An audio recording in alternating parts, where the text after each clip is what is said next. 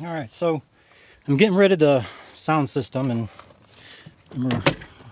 this is actually this is ram mat, and all this black spray. This is undercoating. I put that over to dye mat, just kind of denting it some more. But this is how I did the sound system, and my crossovers were in here in the frame of the truck. And what I did was I got a hot knife and I burnt a passage through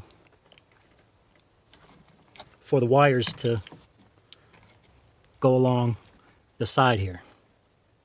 See? So that's how I basically ran the wiring. So if you look at it,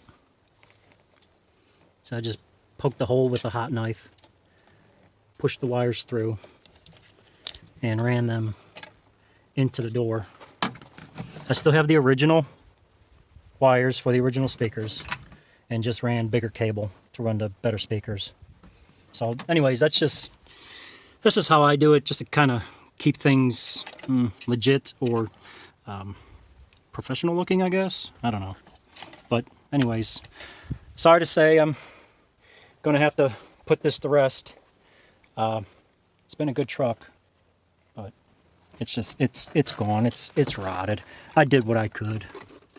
There's just no saving this. So that is what it is. Had this truck since brand new. It's a shame, but time to move on. I got another one, same color, same year, same motor, same drivetrain, except for the other one is a 355 gear, and this one is a 392 gear. But the same engine, 4.7. I'm going to take the engine and transmission and transfer case out of this truck and throw it in the truck in the backyard. And that'll be my daily, and retire this for parts, body pieces, whatever I can salvage off of it. Brakes, all new suspension, steering. Oh well. It's sad, but it's got to be done. Alright guys, just a little update.